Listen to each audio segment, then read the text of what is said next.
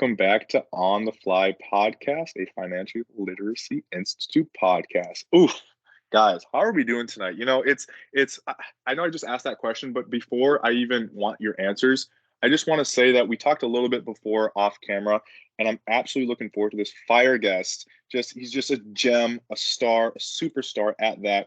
And I'll ask Zach first. Zach, how are you doing? And then we're going to introduce our guest, and then we're going to ask how he's doing. Zach, how are you doing? What have you been up to this week? What are you killing? What are you maybe pitfalling in? Just how is Zach doing? And then we'll get into our guest.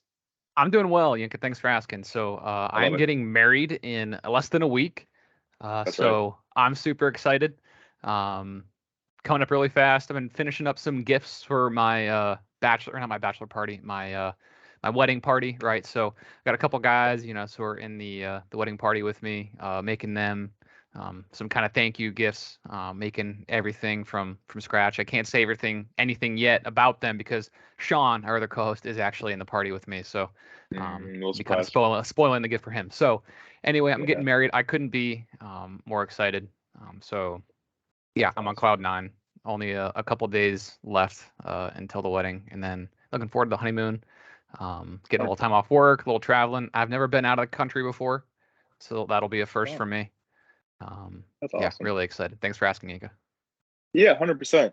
Zach, I love to hear that. I've been seeing a couple, photos on Instagram. I'm super excited. I want to see more photos, which is great.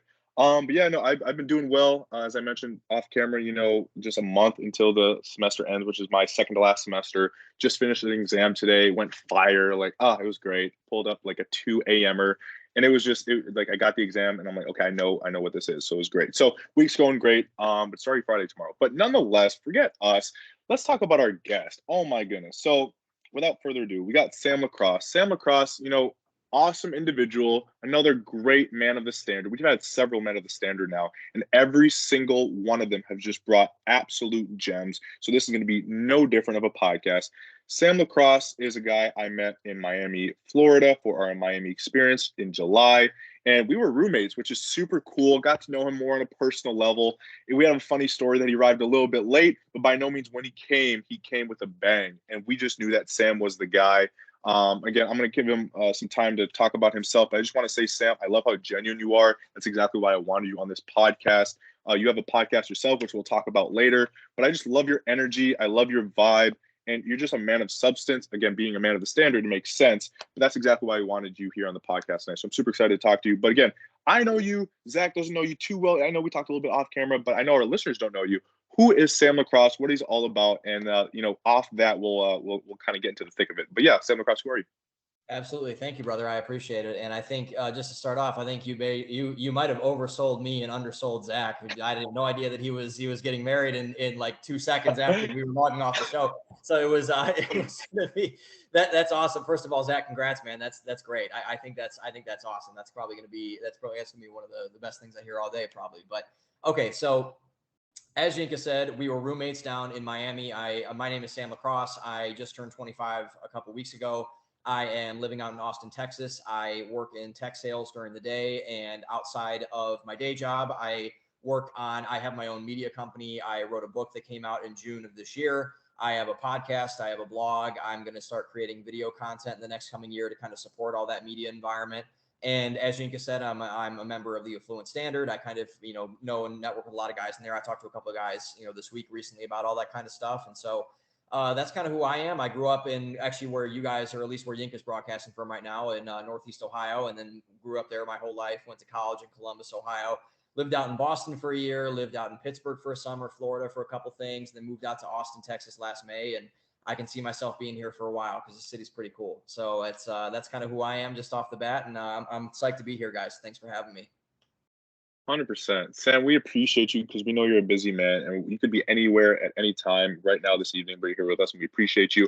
The first thing I want to get into, which is very interesting, and I know this is like the staple of Sam. Every time we get together at the experiences and there's new guys at the experiences, and when they hear that you're an author, they're like, huh? And that's one of your hallmarks. You're like, yeah, who writes books at this kind of age? Like, who does that, right? Which is sick. So that's the first thing we're going to start off with, right? You said you have a book. You're an author. Can you tell us a little bit about your book, maybe the inspiration, and then maybe the future of that book? Because off camera, you were telling us you have something in the works. Maybe you want to talk about that, maybe you don't. But in terms of what you can talk about, what you want to talk about, please Yeah. talk about it because I think this is something that's super special for our listeners to hear. Absolutely. Absolutely. Well, thank you. I appreciate That's very, very kind of you. And I think basically, yeah. So I created or I launched a book this summer, released everywhere online on June 28th of 2022.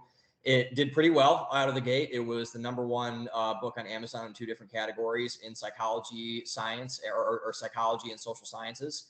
And it was the number one in both those categories within the first week of release, which was super awesome. I think a lot of books with my publisher, and it's funny because I went through, my publisher is actually local. It's in Austin, Texas. And it was the one that David Goggins published his book through. So David Goggins published his book through them. His second book is going through them, which is coming out in early December.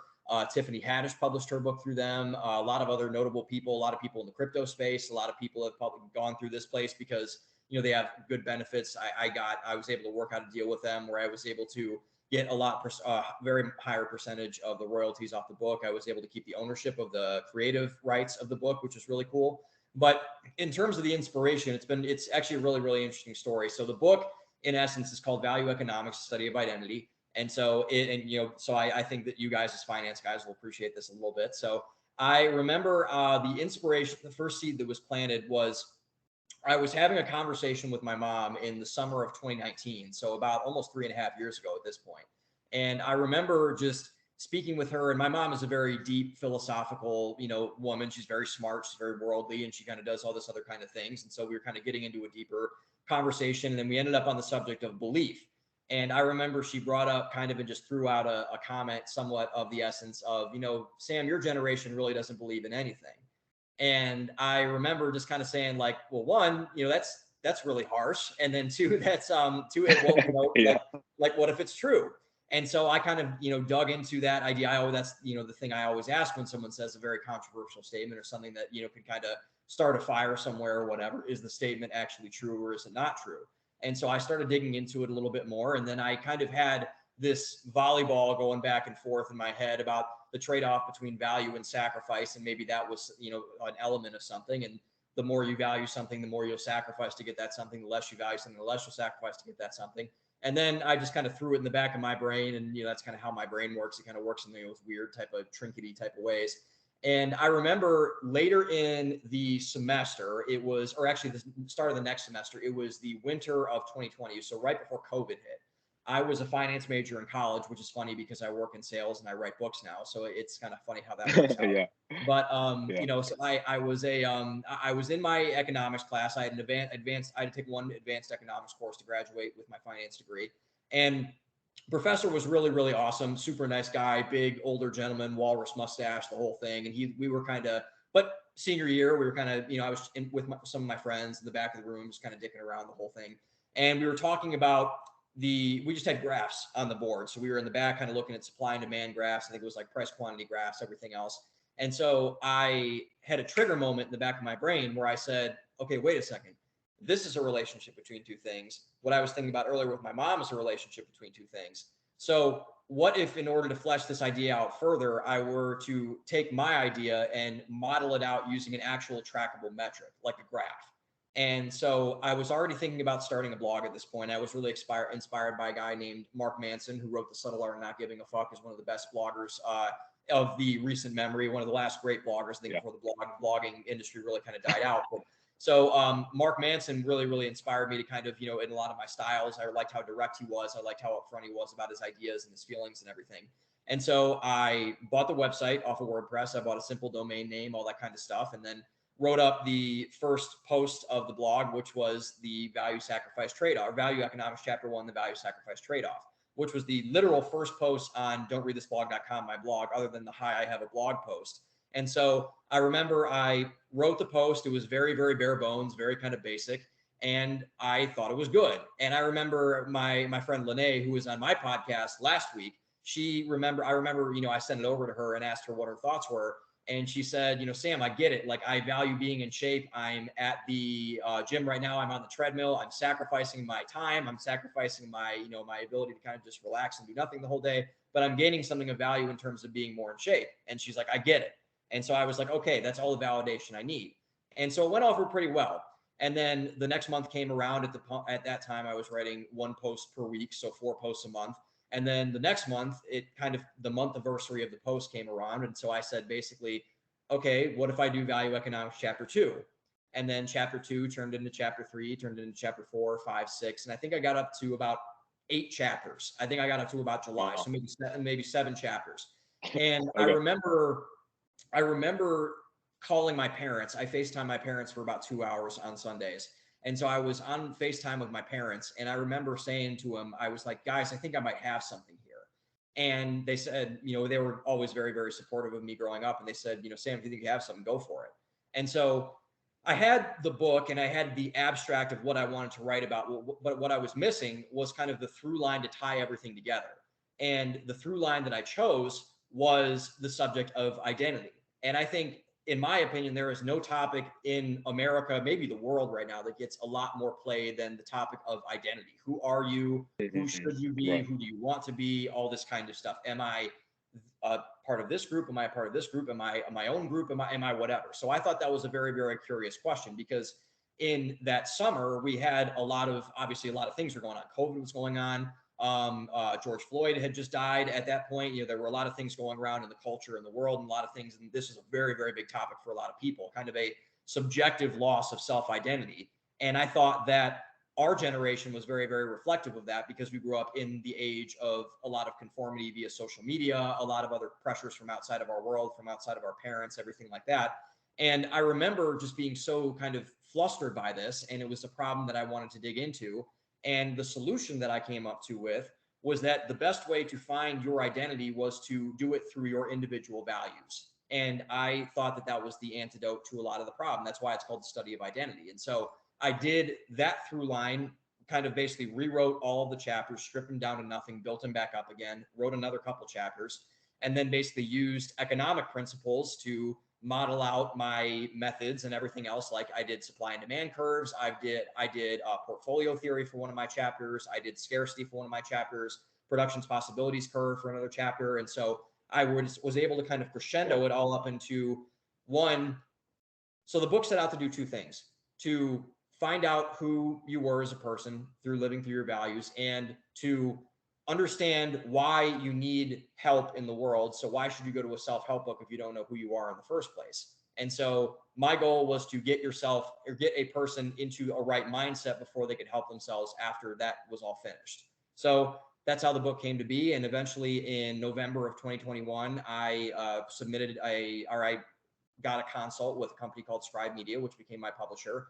And I got on with Miles Roth, their head of basically author talent, and I pitched him the book, and he asked me to pitch him the book, so I pitched him the book, and he offered me a deal on the spot, and I signed about a month later, and then about 8 months after that, it was in print and on ebook and on Amazon, and here we are now, and it's doing pretty well. Gotcha. Man. Sam, that's incredible. So can I try to summarize this book? Is it accurate to say that you wrote this book, and this book tries to find, I guess, your identity through the value of economics or economic principles? So, is that on the right track? Yes. So you're on the right. Okay. It's very close. So basically, I wanted a firm, trackable way to say, okay, these are how you test your values inside of the world. This is how you literally, like the first chapter is like, how do you make a value? Like we go with that foundational with everything else. What is a value? How do you make one of those things? And so we build on it and build on it and build on it. And I was like, okay, I did not want to do a book really around theory. I didn't want to just say like, hey, this is my opinion on how to come up with values. This is everything else. And I wanted to do it in terms of models. I wanted to model something out and do relationships between 2 things, to do like something where I can track it and I can model it, and there's visuals and there's pictures and all this other kind of stuff. And so basically it's about finding your identity through your individual set of values. And the way you can find your individual set of values, in my opinion, is using what I call value economics, which is basically using the resources of your life to come up with your values and then live through them to craft your identity. Did that make sense? It does. So you're using your values to find your identity, and this book essentially goes one step further, deeper, to help find you those values, which will help you find your identity. Yep, absolutely. That's it. I like it. That's yeah. See, yeah, it's, and this is why I'm super excited, because as you know me, I'm very much an audio listener guy. And I think it was something in the standard Discord, you were mentioning how you're I think you have an ebook form now, right? Or you've had it in ebook form, right? But even Mhm. like I'm looking forward to get into that version because again, I know you obviously have the physical copies. And again, for our listeners, you can find it everywhere you find books, if I'm not mistaken. Definitely on Yep. Amazon. That's like the biggest place, right? So definitely tap into that. But I'm even looking forward to tapping into myself. So super excited about that. And now something that's not necessarily a full pivot, but kind of, is very relative to this is in the background, you have a picture of, who. Right. And I love this individual and I want you to talk about him a little bit because Yep. you, if I'm not mistaken, had a lot of influence from him. Right. I'll just say Yes. it, Dr. Peterson, right? Awesome Yep. individual. And you had a ton of influence from him. And if I'm not mistaken, you've met him, Hmm. right? So can you talk a little bit about that, the influence of how, what he had on you, maybe on you becoming an author? Because I think for a lot of our listeners, they're also in the self-development space with which Dr. Peterson has a lot of relatability towards, or is in that space as well. So can you kind Yeah. of talk about that? And then I'm looking forward to asking a subset question after your answer. Yeah, no, this is actually a very interesting topic because we'll get to this later after my diatribe, my answer to the question. But Jordan Peterson was technically my first sale, and I'll get to that in a second of my book. So everything else. So Oh basically, wow. yeah. So basically, I don't necessarily remember how I got into Jordan Peterson, but I remember being very skeptical of him when I first started listening to him and everything else because I had heard all of the things and all of the noise kind of around him in the negative sense, and I had kind of heard like all this other sort of stuff about him being this crazy person who was kind of this professor who had broken loose of the system and was like lecturing people on pseudoscience and all that kind of stuff.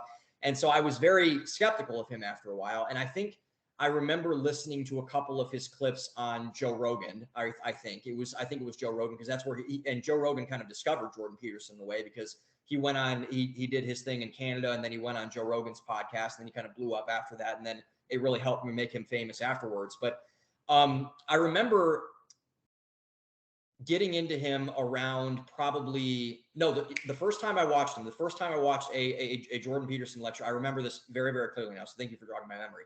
I was an accounting TA in college, and one of the big jobs of accounting TAs is to proctor exams, at least at Ohio State where I went to school. So I had to proctor Okay. an exam, and I was getting dinner. I was in, I think, I was in my apartment at the time, and so I'd drive over and go to everything else. So Ohio Hmm. State's campus, and we were all had to go on and monitor people and all that other kind of stuff.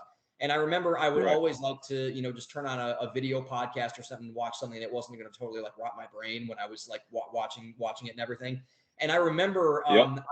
I was basically saying, like, okay, I was curious about Jordan Peterson, but I never really listened to him in depth talk about things before. And I was pulling up, I Googled or I put in YouTube like Jordan Peterson, like interviews or something like that. And Ben Shapiro's first episode of his Sunday special, which is basically his interview special, was Jordan Peterson. And it was like 4 years ago, back in like 2018, where they first did this. And so I'm like, this is probably a good place to start. This is pretty old. Like this probably, it's going to go to all the foundational stuff, everything like that. And I remember leaving and being so confused because his depth was so outrageous that I couldn't really keep up with it because you got so into ideas that I was like, this is a lot before I go and I look at numbers for like 4 hours and do all this other kind of stuff with these TAs and everything like that. And I remember building off of all those things and it's slowly getting pieced together what he was trying to say about meaning, about identity, about, I would say, things like masculinity, a bunch of other things in terms of that nature. And I remember I took the plunge. I bought 12 Rules for Life and I read it in June of 2020. So right after I moved to Boston, and it rocked my world. It blew my mind. Like it blew the minds of a lot of people. And I think the Yeah. reason that it blew my mind was because he thought in a lot of the ways how I write. And because I think and Yankee, you've probably listened to the audiobook, I'm assuming. And Zach, you've probably read it or listened to the audiobook or at least kind of know what it's about in abstract. But what I really admired about his style was that he made such a mess in like the first like 90% of the chapter. And he was going like different place, different place, different place, different place. Yeah. And he was miraculous who was able to just get 3 amazing pages at the end of the chapter and somehow cinch everything up. He was talking Yeah. about like 100%. lobsters and then like Jesus and like a bunch of other things and like doing all this stuff and bringing Yeah. everything together. And then I thought it was incredible. I thought it was very, very Hmm. unique how he was able to do all of those things. And then I saw Yeah. him talk about, a lot of things in terms of, I think the reason, and this is a very long answer, but basically all this other kind of stuff, he talked about very, very human things. Like he talked about, I think, one of my favorite things he talked about is the concept of heroes. And he talked about that innate desire of people and of men, especially, I think, to go on the hero's journey, to be more than what they are, to push further, to really human inhibition, to be a pioneer, to strive towards something bigger, to strive to be, more than what you are as a thing.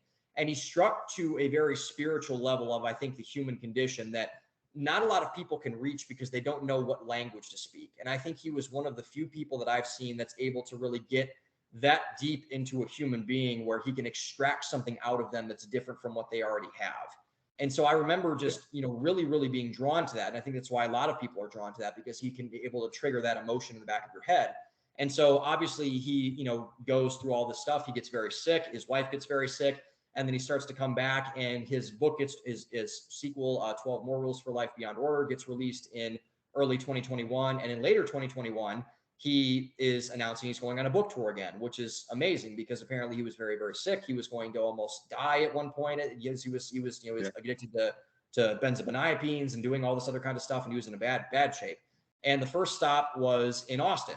And it was funny because I remember he had just done the interview with our very own Hafiz Bayoku. And that was where it's funny, that's where I knew who Hafiz was, because I knew who Jordan Peterson was. I had no idea about the roommates until they interviewed Jordan Peterson. And so that's how I got into knowing Hafiz and everything else. This is going to tie together really nicely to our two worlds here. And so his first stop was Austin. And I knew immediately, I'm like, okay, he's going to come, he's going to do Joe Rogan, and he's going to go back out and he's going to do this lecture and kick off his tour. So as soon as tickets released, I bought a VIP pass. So backstage, everything else, where I got the poster on the background, it's autographed by him. And so he basically comes in, and I had finished my book by this point, and I'm like, you know what? I'm going to give Jordan Peterson my book. I'm going to go for it. I'm going to give Jordan Peterson my book. So I bought like $100 worth of ink, like $50 worth of paper, and I used the printer that's right behind me to print out it and print my book out in raw form and put it in a binder. And I said, I'm going to give it to Jordan Peterson. And I had a letter in there too that I wrote really quickly. And so that's awesome. And so it was at ACL downtown, which is a big, I think a 3,000 person arena, pretty small, music venue downtown. Willie Nelson played there all the time.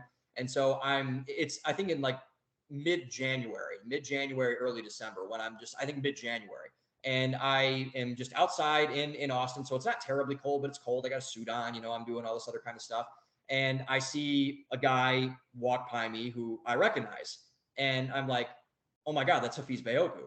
And so I see him, and he bought the VIP passes because I don't know if you saw this piece of content, or Zach, you saw this piece of content too. Right. Hafiz went to the Austin event, and Jordan Peterson and Michaela Peterson, who was there, invited them backstage to talk with them and do all this other sort of stuff.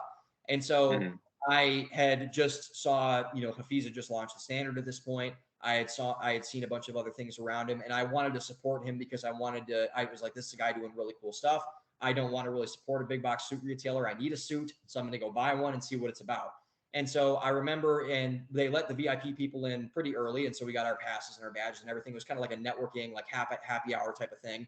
And I go and I get a Jack and Coke, and I down it pretty quick. And I go over and I see Hafiz, and I work up the liquid curds, And so I'm like, I'm meeting Jordan Peterson and Hafiz Bayoku tonight. I got to get a little brave here. And so then I go over to, I see Hafiz in the corner, and the last thing I want to do is bother the guy. And so I go up and I shake his hand. I'm like, hey, Hafiz, my name is Sam. I think it was with his wife, or at this point, or his fiance at this point. Go up and shake his hand. I'm like, hey, Hafiz, how's it going, man? All this other sort of stuff. And he's super, super nice. He's like, hey, man, and I tell him, I'm thinking of buying one of your suits, all this other stuff. I'm going to give Dr. Peterson my book. He's like, hey, man, that's awesome. I'm looking forward to you joining the standard. Have a good night, all that kind of stuff. And so I go in, and Jordan Peterson does this lecture, and he gets really, really emotional. It's his first time on stage in 2 years. And so I stay after, and I kind of go in this big line to go up and meet him on stage. And I take a picture with him, and I meet him, and I'm about to meet my hero, basically, in Jordan Peterson. And so I walk up on the stage, and I shake his hand. He's got a really firm handshake, and he's super nice, and he makes small talk with me and everything. And so I'm like, and I was shocked by how normal he was. And I was shocked by how normal Hafiz was, because I think we have this nature within us as human beings to have this idolization of people that we think very highly of. And I thought very highly of Hafiz, and I thought very highly of Jordan. And so I went up and I shook Dr. Peterson's hand. I'm like, Dr. Peterson, it's nice to meet you. My name's Sam. And I'm like, how's your health? How's your wife's health? And he's like, oh, they're both doing, just great, and everything else like this. And I said, Dr. Peterson, I have my book here, and you really helped inspire a lot of it, and I'd be honored if you would take it. And he's like, congrats, man. That's a hell of a thing to do. That's really, really awesome. I'd love to take it. And so he's like, I'll give it to John. John was his manager. And he's like, John, take it and put it back in the thing and whatever. And so do I think that Jordan Peterson read my book? I don't, but he took it and he said that it was really, really awesome that I had done it and everything. And that was honestly one of the coolest moments of my life, to kind of have just that validation from someone like him. And I know outside validation isn't a huge deal or whatever, but from him, it really meant a lot, because I think, I have a stance. This is something that a gentleman named Douglas Murray, who I also think very highly of, says, you only should take into your mind the opinions of people who want the best for you and think very highly of you, and that you think very highly of in return. And Jordan Peterson definitely fit that equation. And I remember Hafiz fit that equation, because I slid into his DMs afterwards. I'm like, hey, can I shoot you the intro for my book? He's like, yeah, man, send it over, all this sort of stuff. And that's how we got our relationship sort of started.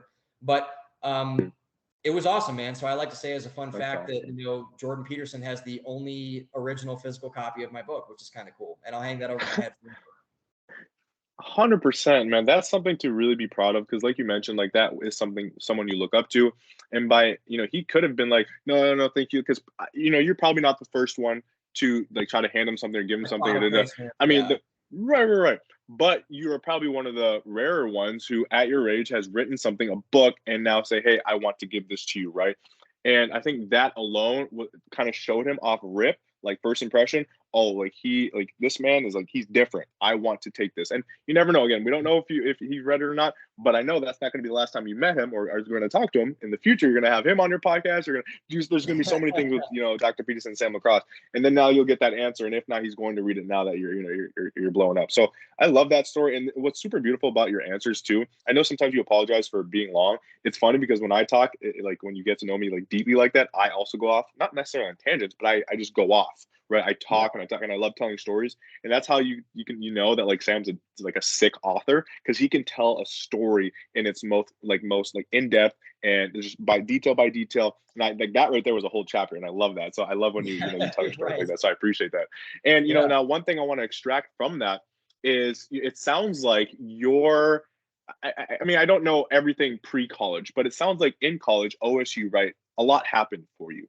Right. And the reason I want to bring up this question, and this is that subset question, right, I mentioned earlier, is that our demographic is typically college students, maybe 5 to 10 years above us and 5 to 10 years below us. So what, Gen Z, right? I would say Gen Z.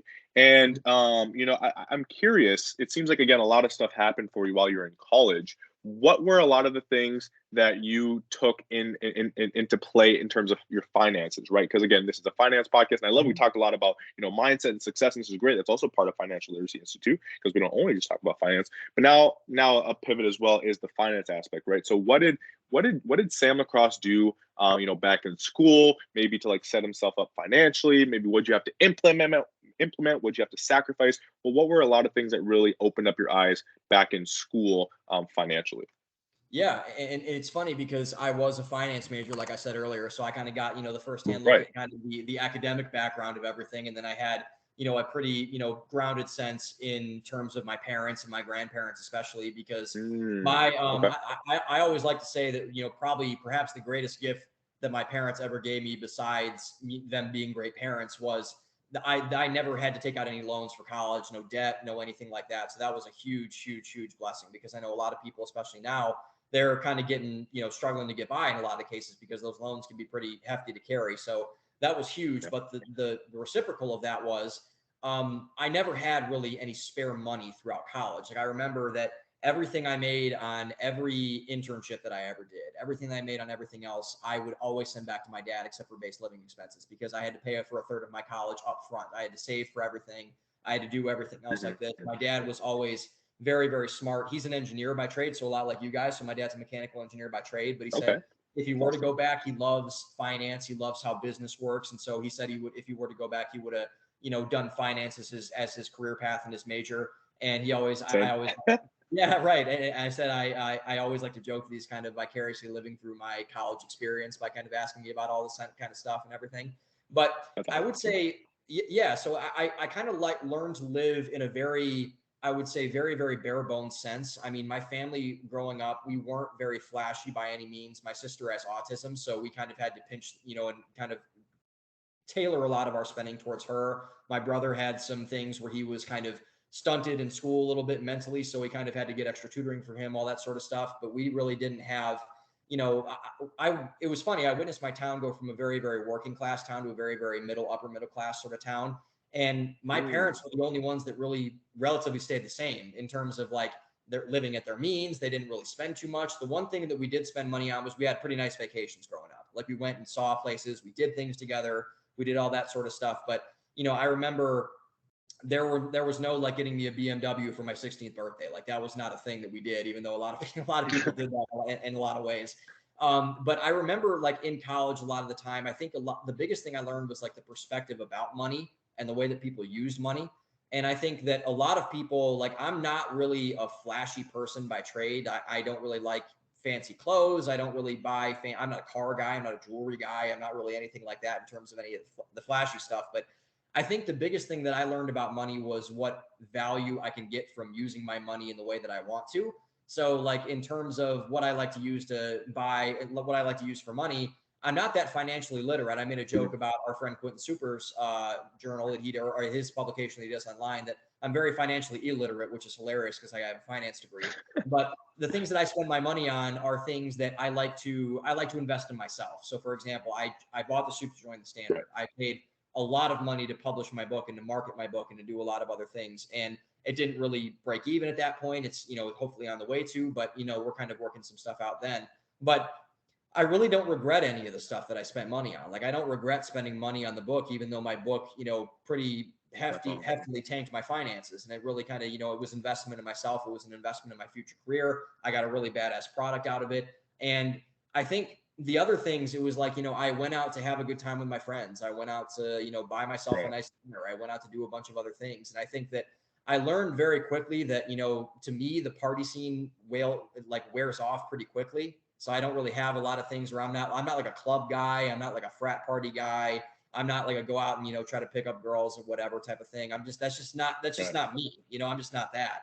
So I think the biggest thing that I learned around money was that it can be used for different things, and that's okay. Because to that conformity point we were both touching on earlier, I think that a lot of people can kind of just do things just to do things. And I was never that type of person. And I said, once I get money, I'm going to use my money how I want to use my money. And that's either buying books and reading books or, kind of doing things where I would, put a down payment on a suit or a book or something like that, where it's like, I can get things out of that will give me utility. And I think that was the biggest thing that I learned to use my money for. So I don't know if that was the answer you were looking for, but that's kind of the biggest thing that I took out of it that I'm looking at it now.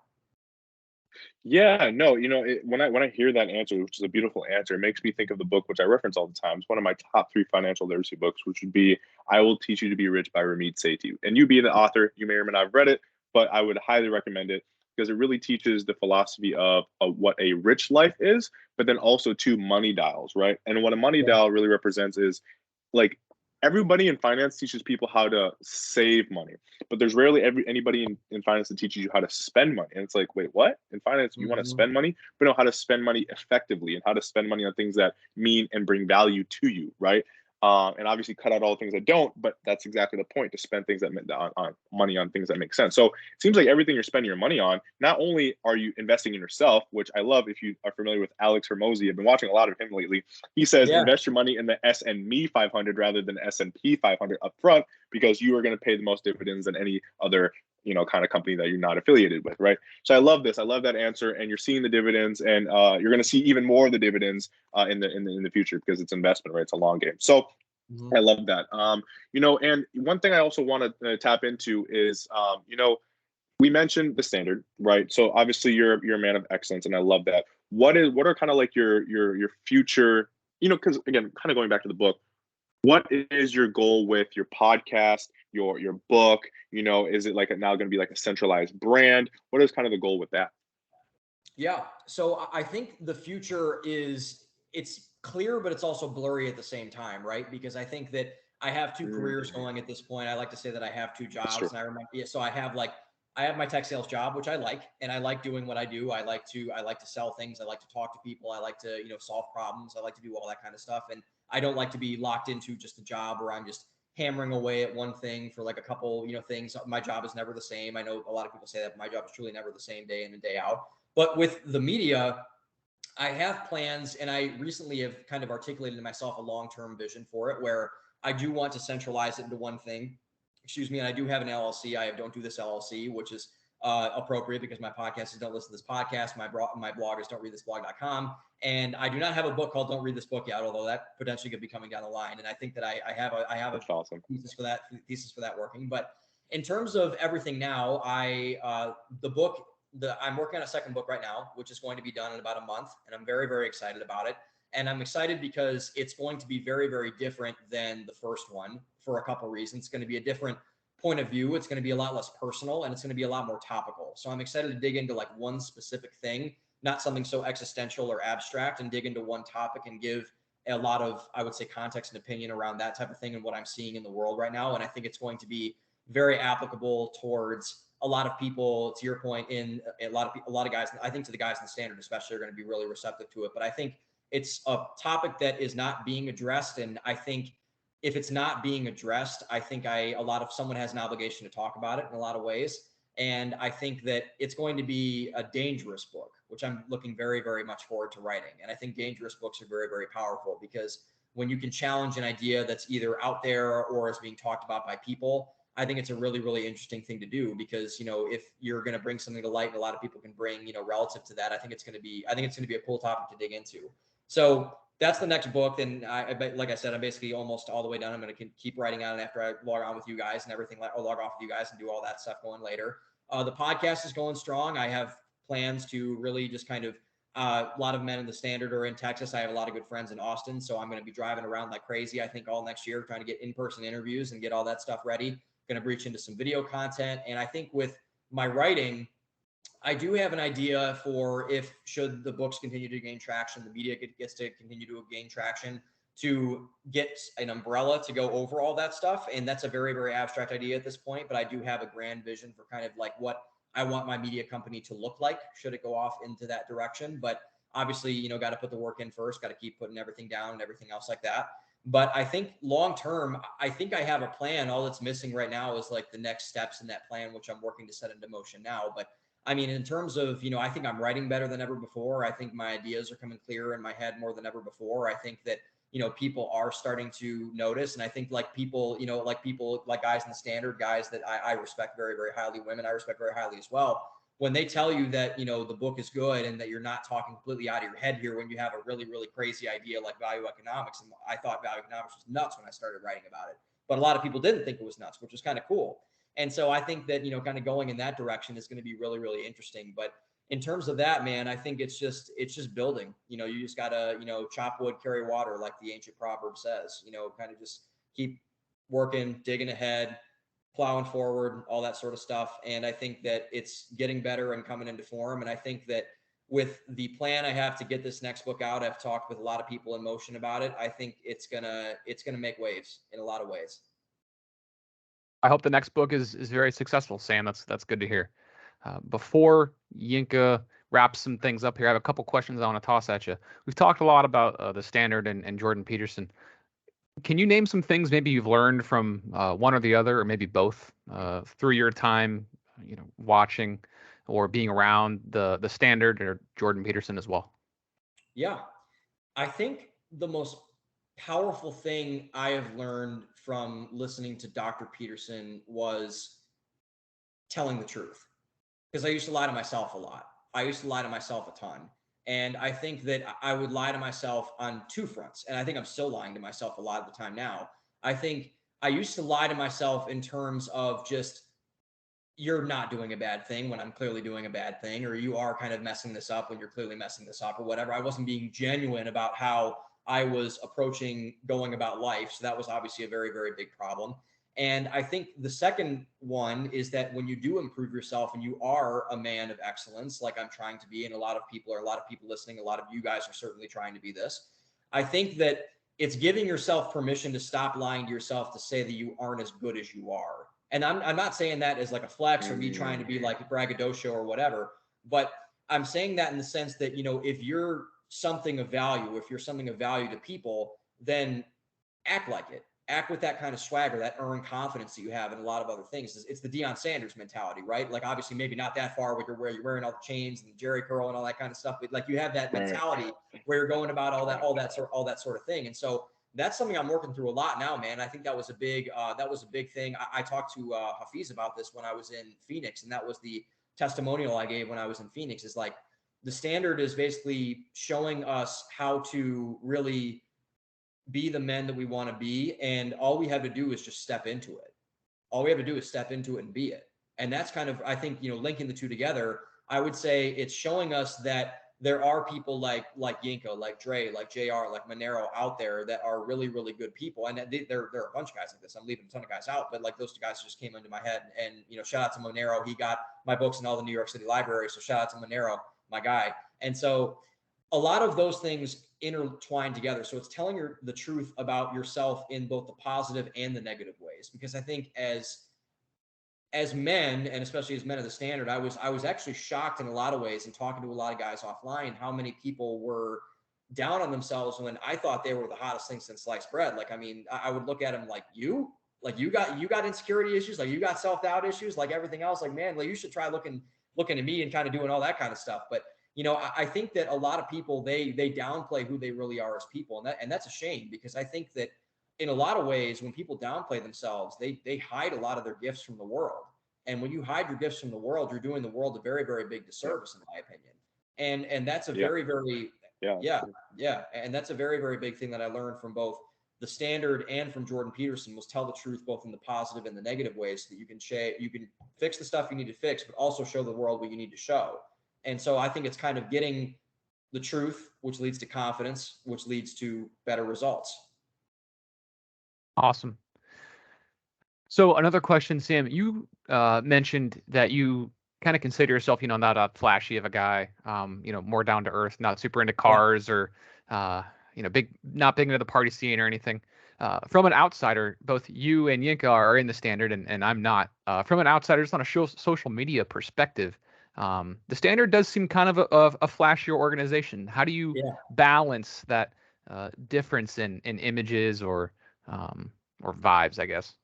Well, I think it is a balance. I think, Zach, to that point, I think it is a balance, because I remember before, I did not know how important it was to treat your appearance with respect in a lot of ways, because I think in a lot of ways, I'm a pretty basic guy. Like I would wear like a graphic tee or kind of this t-shirt and jeans, like the entire time I would walk around and live my life. But I think like just like I would say, like, you don't go into an interview wearing what we're wearing right now. You don't go into anything else wearing. You have to dress to impress in a lot of ways. So it's about being, I would say, versatile with your appearance. And when you're around men and women of excellence and people that are trying to get better and people that are really, really leveling up in their lives, you want to act like you deserve to be there. Because if you're there, and I remember talking to Joe Hines about this, he said, we only bring guys to experiences. We only bring guys in that want to be here. And that's the biggest thing that I think we're working through culture-wise inside of the standard right now, is who really wants to be here, who really wants to show up and provide for other people and be a man of value, a man who can answer questions, a man who can bring stuff to the table.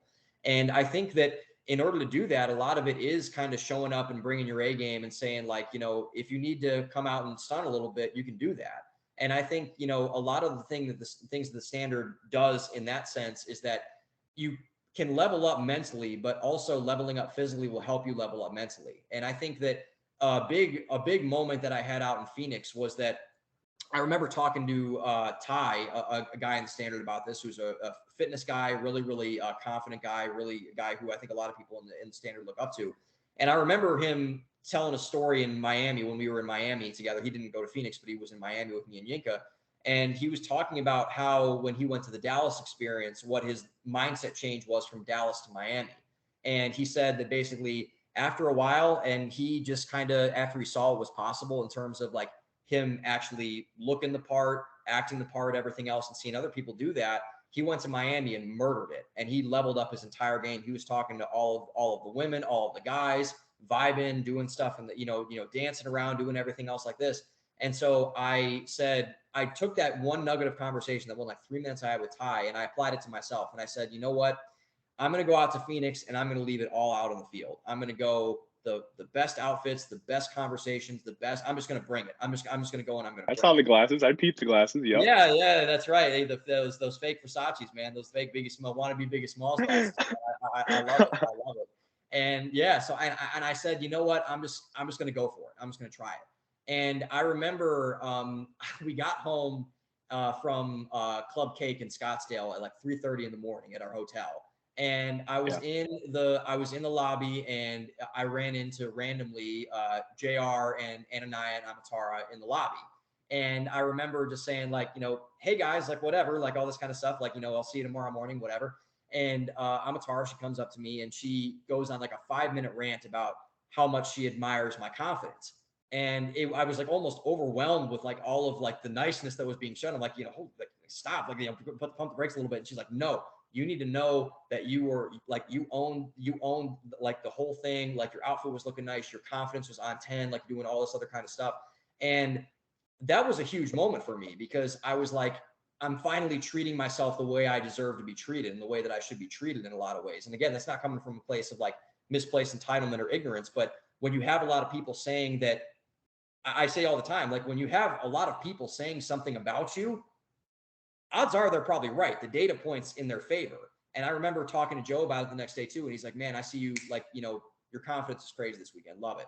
So that's what the standard has done to me personally, just kind of coming around life with a little bit more of a sense of earned swagger in that sense. And I think the Flash is naturally a reflection of me and a lot of the other guys in the group saying that, we can do this too. Like, we can go around and we can treat ourselves how we deserve to be treated, because we're going to be an organization that I think in the future, I'm very bullish on the standard. I'm very, very bullish on where we're going to go.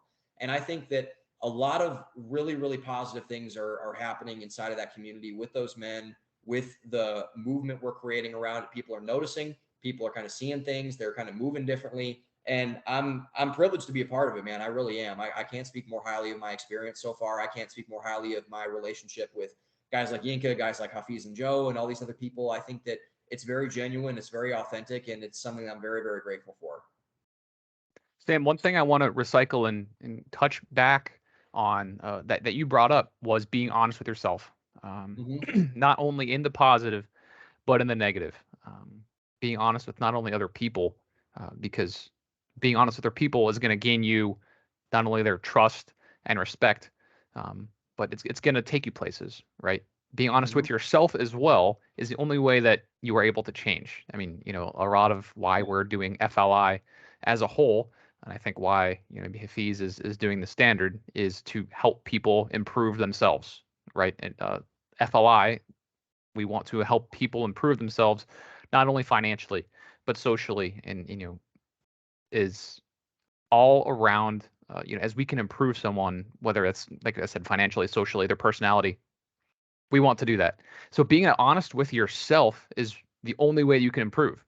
Whether you had a bad day at work, maybe you got fired or something. If you come home and you are talking about, HR was on some BS, blah blah blah. I'm right. Maybe you were lazy for a few weeks. Be honest with yourself. That's the only way you can improve. Right. So I'm doing that with myself. I'm not the best public speaker. That's something I'm working on. But if I was, rewatching podcasts that I do, and I was saying, I sound great. I'm phenomenal, and all of these, that's just me trying to convince not only others of that, but myself as well. Right. You have to be honest with yourself. I have to look at these and say, I can present myself better here. I can speak better here. And you have to kind of, kick your ego down a touch sometimes to be able to be honest with yourself. But at the end of the day, that's what's going to make you a better person all around, right? Be honest with yourself, with your skills, your finances, right? If you're kind of taking your finances and pushing them away, maybe because you don't want to look at them. You think, oh, I'm fine. They're good. I make enough money. But a lot of people like to keep their finances in that, magical black hole of ignorance is bliss, right? If I don't know what it is, it's fine. Like, not knowing is sometimes better for some people. But if you're honest with yourself and you take that step, take that hurdle, go make a budget, go actually dive into your finances, figure out what you're spending, what you're making. Probably spending too much money on food or entertainment or something, I know I was. But being honest with yourself, starting a budget, among other things, being honest with yourself is going to help yourself improve more than anything else. So, Sam, I just wanted to touch on that again before Yinka wraps up here. I thought that was a great point, and that's something I wanted to recycle. Yeah, man. I appreciate it, man. I think that, a lot of stuff can be solved with the truth is the cure all for a lot of things. And I think to your point, Zach, that you just made, I think like, and I don't want to spoil the end of the book for everybody, but for me, you know, it wasn't just being honest, like in terms of just saying like what the facts were. I think that self-loathing in a lot of cases is a very, very underrated quality that you can use as a tool in your tool chest. Because if you deserve, you know, if you are not being a good person, if you're being a bad boyfriend, if you're being a bad friend, if you're being bad, whatever, then, you know, it's okay to not like that part of yourself, because not liking that part of yourself is going to hopefully show you that you need to be a better person, and then you need to do a bunch of other things. You need to kind of you need to kind of get your shit right in that way. And if you tell yourself like, man, I'm spending way too much money. I'm going out and I'm clubbing every single weekend. I'm dropping $100 bills. I'm doing all this other kind of stuff. Then you need to say, it's like, man, I'm really, really kind of bad with money. Like, I don't think honestly, like the truth, that emotion behind the truth is a very, very powerful motivator. And it's not just saying like, oh, I need to get my finances in order. I need to be a better husband. I need to be a better this. It's like, no, man, you need to get it done now, because you're not doing too hot in that kind of arena in a lot of ways. So I think it's that mix where you lead with the truth, but I think when you pack that punch of emotion behind it to really get yourself motivated and get yourself disciplined, I think it can be a very, very powerful tool in the toolkit. So I think it's a very, very good point that you brought up in a lot of ways. Thank you, Sam. That's one thing I'm going to take another step. That self-loathing can be important, right? That motivation, that fire lit underneath you can be something extremely important for you to get off your butt and make a change, to do something, right? Some things that cause the opposite of self-loathing is happiness, right? And kind of the hard truth is sometimes happy people don't change, right? You can't be truly content and happy with yourself and still make changes most of the time. Most people can't do that.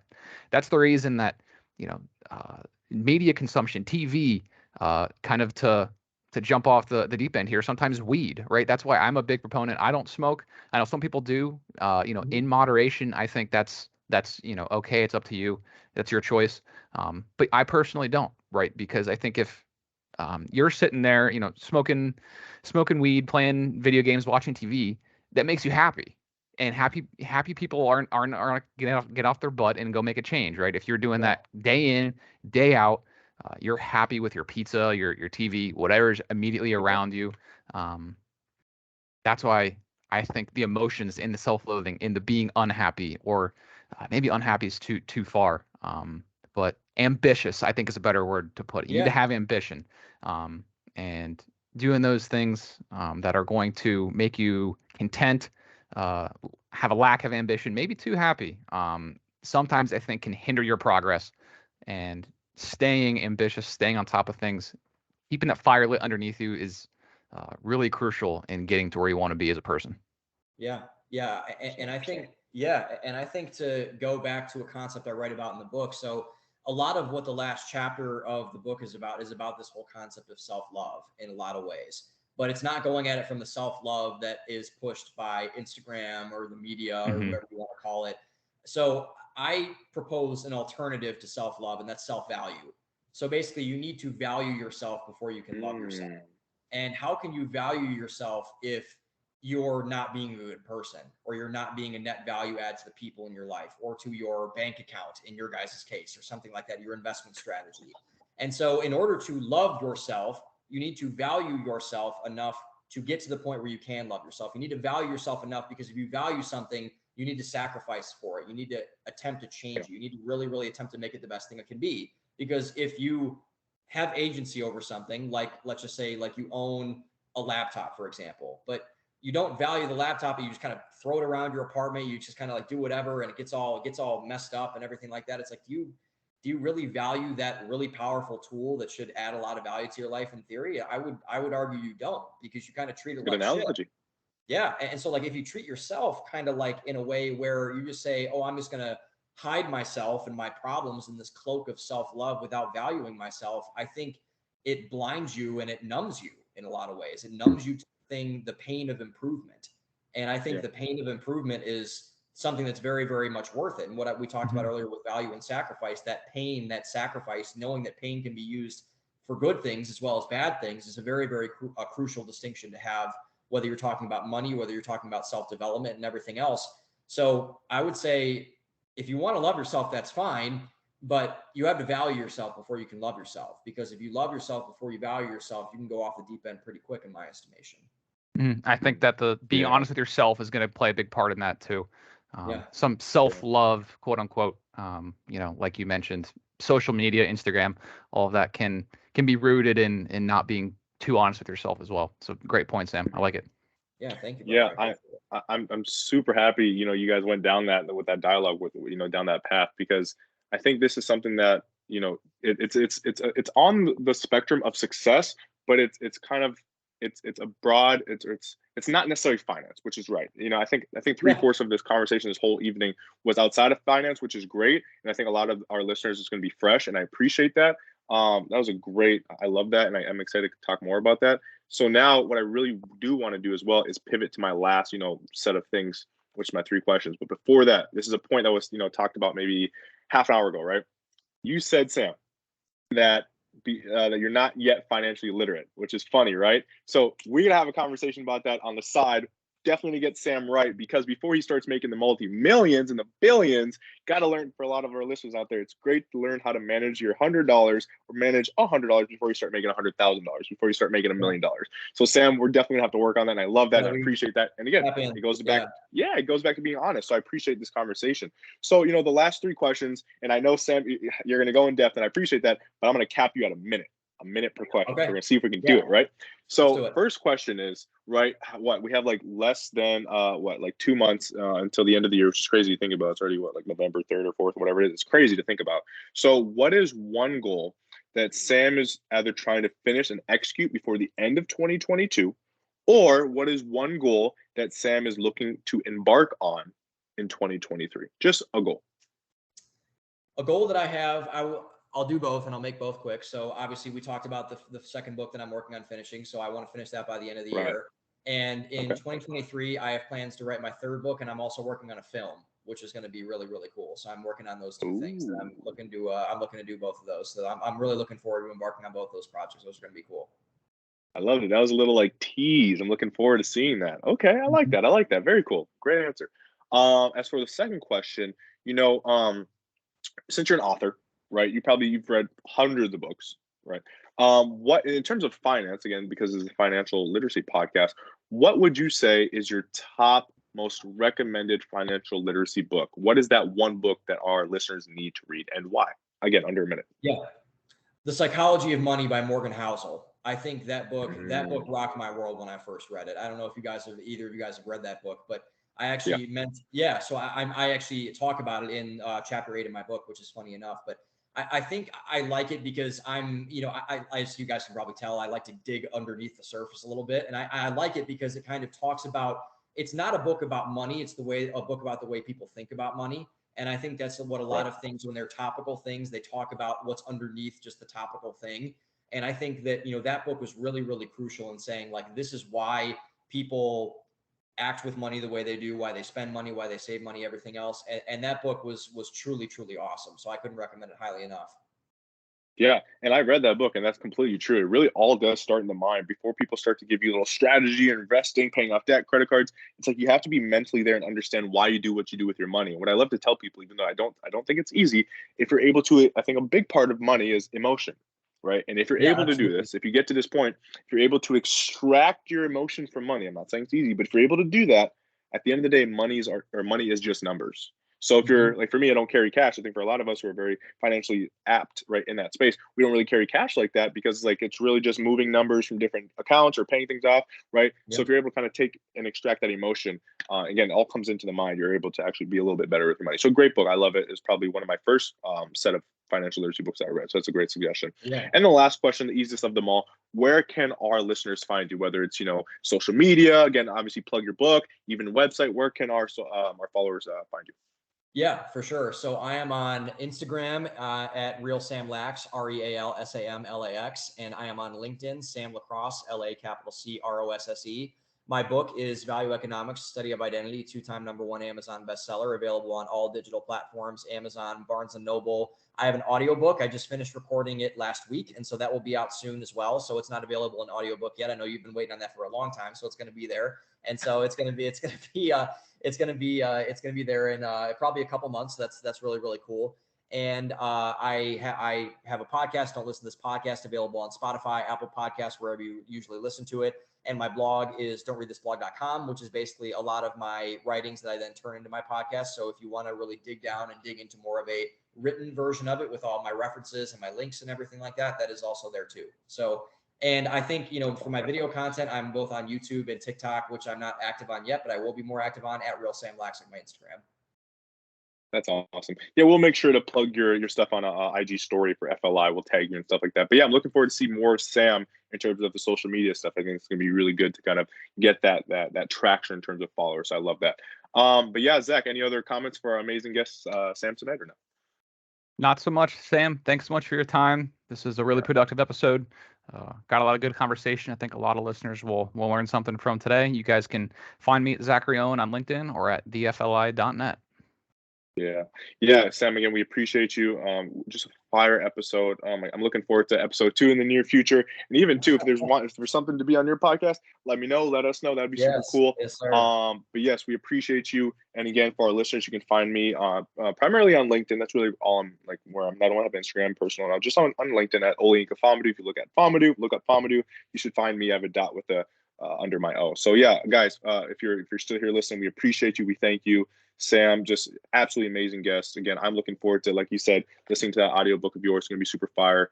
And again, for our listeners, we thank you. This was On the Fly Podcast, a Financial Literacy Institute podcast.